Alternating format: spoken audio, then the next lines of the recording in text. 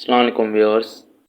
जैसे कि आज हम पार्ट नंबर 4 को डिस्कस करने वाले हैं और आपसे एक रिक्वेस्ट है कि पार्ट नंबर 4 को देखने से पहले मैंने part number 1, 2 and 3 already upload कर दिया है हिस्ट्री ऑफ नंबर्स का।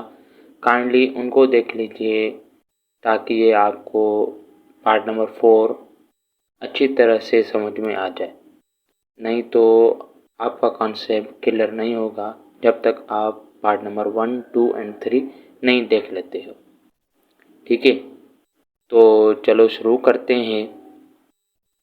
जैसे कि पार्ट नंबर 4 में आज हम डिस्कस करेंगे रोमन नंबर सिस्टम को, कि रोमन नंबर सिस्टम का कॉन्सेप्ट कहाँ से आया है, किसने दिया है। तो रोमन नंबर सिस्टम का कॉन्सेप्ट वैसे तो नेम से ही पता चल रहा है कि इनका कॉन्सेप्ट रोमन ने किसी दिया होगा। तो रोमन नंबर का कॉन्सेप्ट वैसे तो रोमन एम्पायर से आया है। ठीक है, जिसमें लैटिन लैंग्वेज के लेटर्स इस्तेमाल होते हैं नंबर्स को रिप्रेजेंट करने के लिए। जैसे कि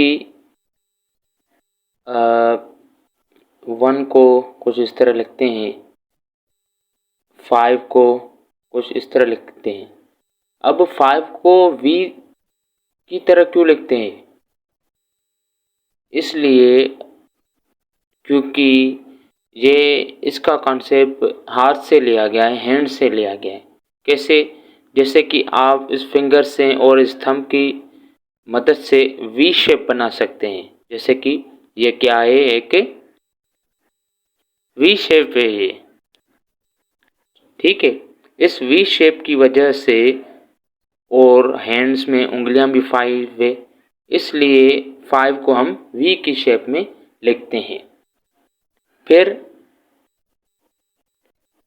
10 को एक्स में लिखते हैं और 50 को एल एंड 100 को सी एंड 500 को डी एंड 1000 को एम लिखते हैं। ठीक है, और जैसे कि 1 को तो इस तरह रिप्रेजेंट करते हैं, 2 को इस तरह, 3 इस तरह और 4 को अब इस तरह नहीं रिप्रेजेंट करेंगे। 4 को किस तरह रिप्रेजेंट करेंगे? 5 से 1 माइनस करेंगे तो कितने मिलेंगे? 4। यानी 1 माइनस करेंगे 5 से तो मिलेंगे हमको 4। और इसी तरह 5 को तो V की तरह लिखेंगे। फिर 6 को कैसे लिखेंगे? 5 में 1 प्लस करेंगे तो 6, और इसी तरह 7, 5 में 2 ऐड करेंगे तो 7, 8 में एज सो ऑन, और 9 में 10 में से माइनस करेंगे 1 तो 9 आएगा, और इसी तरह 10 और 20 इसी तरह कैसे लिखेंगे? 30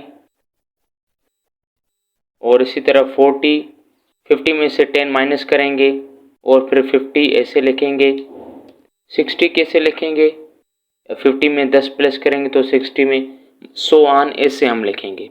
ठीक है, तो वैसे तो ये अभी तक इस्तेमाल होते हैं, लेकिन ये जस्ट डेकोरेटिव या हिस्टोरिकल के पर्पस के लिए इस्तेमाल होते हैं। मतलब या तो डेकोरेशन के लिए इस्तेमाल होते हैं, या हिस्टोरिकल प्लेसेस के लिए इस्तेमाल होते हैं, या कभी कभार आप एग्जामिनेशन भी देते होंगे तो उसमें भी आपको रोमन नंबर्स नज़र आएंगे, और कभी कभी वॉल क्लॉक्स होंगे आपके घर में तो उसमें भी रोमन नंबर से होंगे। आई होप आपको रोमन नंबर का कॉन्सेप्ट समझ में आ गया होगा। यही बस रोमन नंबर का बेसिक कॉन्सेप्ट है, इतना बड़ा लंबा तो नहीं है, ना ही हार्ड है। दो पिछले टॉपिक्स जो मैंने डिस्कस कर दिए हैं उनसे रिलेटेड ये बहुत ही आसान है। Thank you for watching and don't forget to like and subscribe my channel. Thank you.